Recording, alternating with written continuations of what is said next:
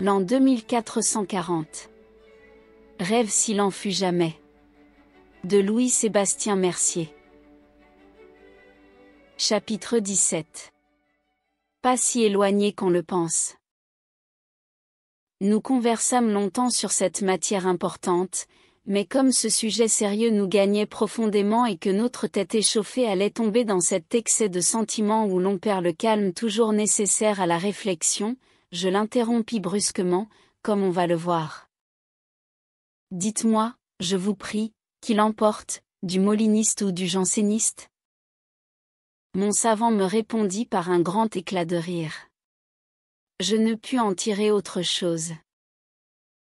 Mais, disais-je, répondez-moi, de grâce.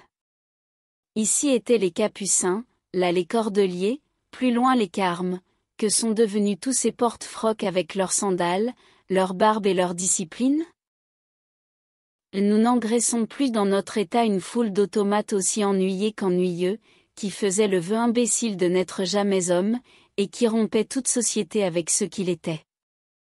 Nous les avons crus cependant plus dignes de pitié que de blâme. Engagés dès l'âge le plus tendre dans un état qu'ils ne connaissaient pas, c'étaient les lois qui étaient coupables en leur permettant de disposer aveuglement d'une liberté dont ils ne connaissaient pas le prix. Les solitaires, dont la maison de retraite était élevée avec pompe au milieu du tumulte des villes, sentirent peu à peu les charmes de la société et s'y livrèrent.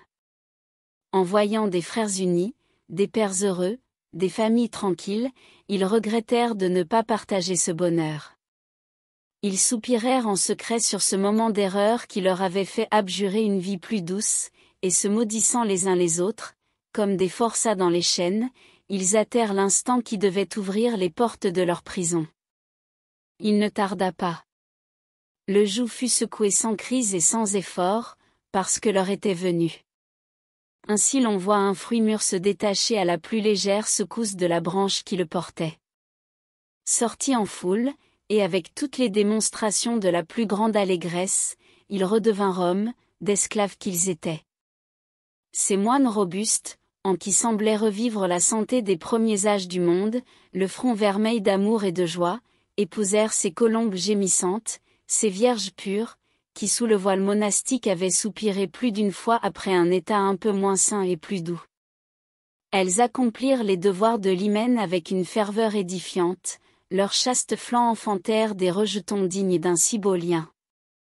Leurs époux fortunés et non moins radieux, eurent moins d'empressement à solliciter la canonisation de quelques os vermoulus, ils se contentèrent tout uniment d'être bons pères, bons citoyens, et je crois fermement qu'ils n'en allèrent pas moins en paradis après leur mort, sans avoir fait leur enfer pendant leur vie.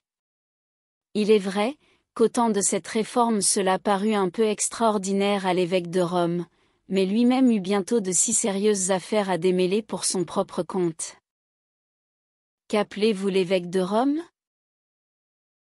C'est le pape, pour parler conformément à vos expressions, mais, comme je vous l'ai dit, nous avons changé beaucoup de termes gothiques. Nous ne savons plus ce que c'est que canonicat, bulle, bénéfice, évêché d'un revenu immense. On ne va plus baiser les pantoufles du successeur d'un apôtre, à qui son maître n'a donné que des exemples d'humilité. Et comme ce même apôtre prêchait la pauvreté, tant par son exemple que par sa parole, nous n'avons plus envoyé l'or le plus pur, le plus nécessaire à l'État, pour des indulgences dont ce bon magicien n'était rien moins qu'avare. Tout cela lui a causé d'abord quelques déplaisirs, car on n'aime pas à perdre de ses droits, lors même qu'ils sont peu légitimes. Mais bientôt il a senti que son véritable apanage était le ciel, que les choses terrestres n'étaient pas de son règne, et qu'enfin les richesses du monde étaient des vanités, comme tout ce qui est sous le soleil. Le temps, dont la main invisible et sourde mine les tours orgueilleuses, a sapé ce superbe et incroyable monument de la crédulité humaine. Il est tombé sans bruit, sa force était dans l'opinion a changé, et le tout s'est exhalé en fumée. C'est ainsi qu'après un redoutable incendie on ne voit plus qu'une vapeur insensible et légère, où régnait un vaste embrasement. Un prince digne de régner tient sous sa main cette partie de l'Italie, et cette Rome antique a revu des Césars, j'entends par ce mot des Titus, des marcorelles, et non ces monstres qui portaient une face humaine. Ce beau pays s'est ranimé, dès qu'il a été purgé de cette vermine oisive qui végétait dans la crasse. Ce royaume tient aujourd'hui son rang, et porte une physionomie vive et parlante, après avoir été emmailloté pendant plus de 17 siècles dans des haillons ridicules et superstitieux qui lui coupaient la parole et lui gênaient la respiration. Chapitre 18. Les ministres de paix. Poursuivez, charmant endoctrineur. Cette révolution, dites-vous, s'est faite de la manière la plus paisible et la plus heureuse?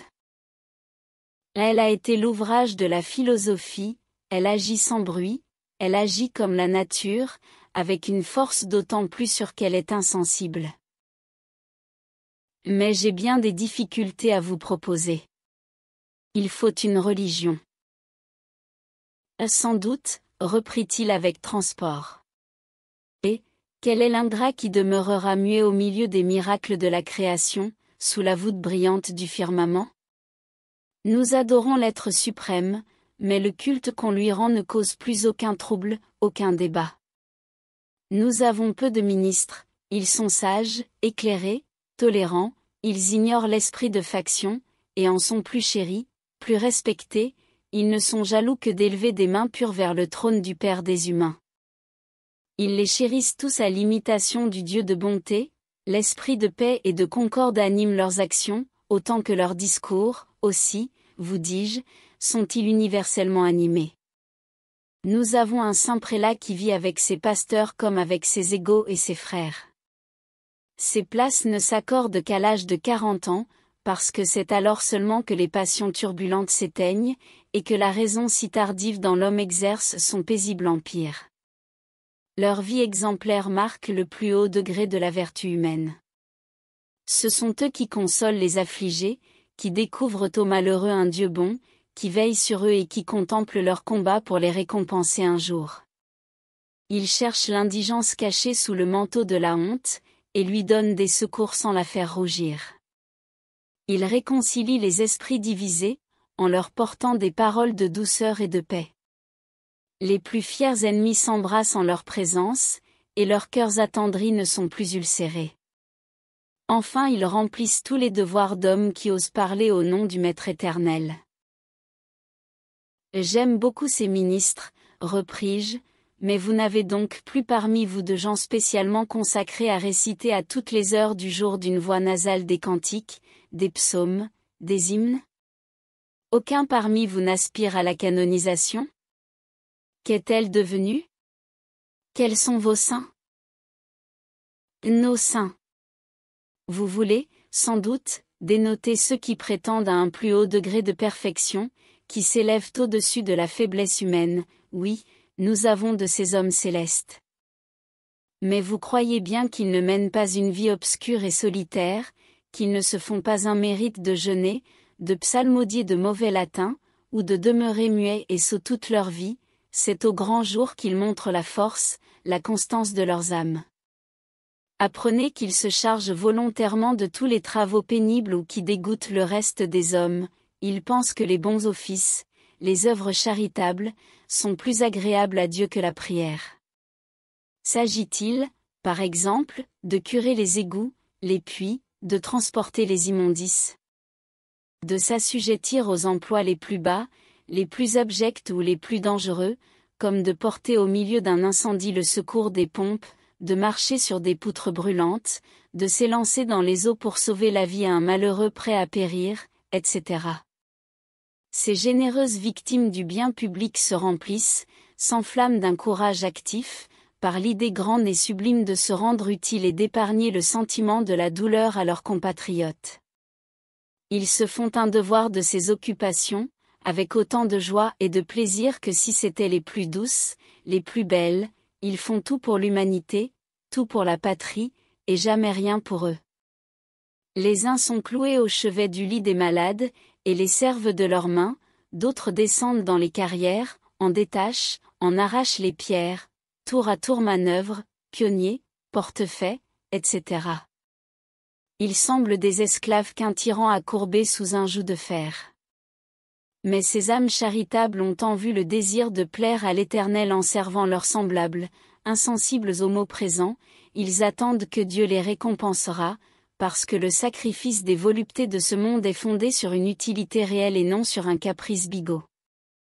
Je n'ai pas besoin de vous dire que nos respects les accompagnent pendant leur vie et après leur mort, et comme notre plus vive reconnaissance serait insuffisante, nous laissons à l'auteur de tout bien cette dette immense à acquitter, persuadés qu'il est le seul qui sache la juste mesure des récompenses méritées.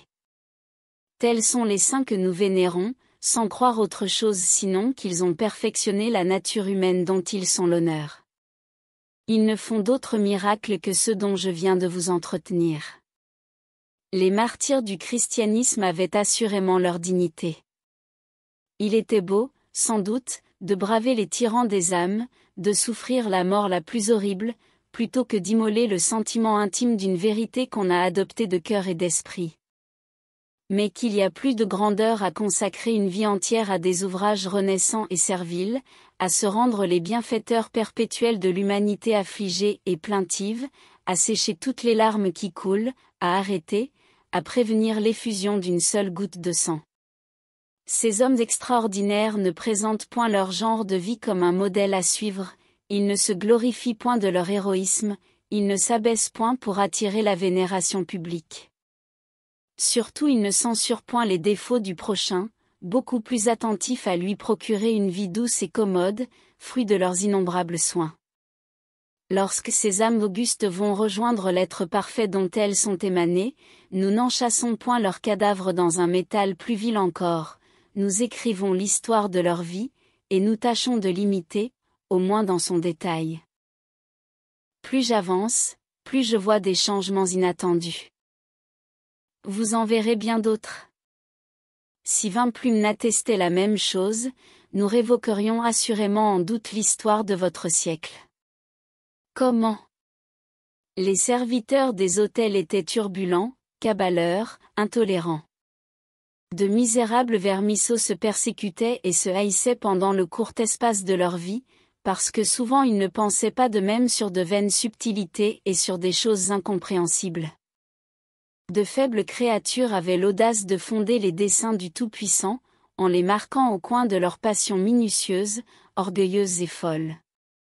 J'ai lu que ceux qui avaient moins de charité, et par conséquent de religion, étaient ceux qui la prêchaient aux autres, que l'on avait fait un métier de prier Dieu, que le nombre de ceux qui portaient cet habit lucratif, gage d'une indolente paresse, s'était multiplié à un point incroyable.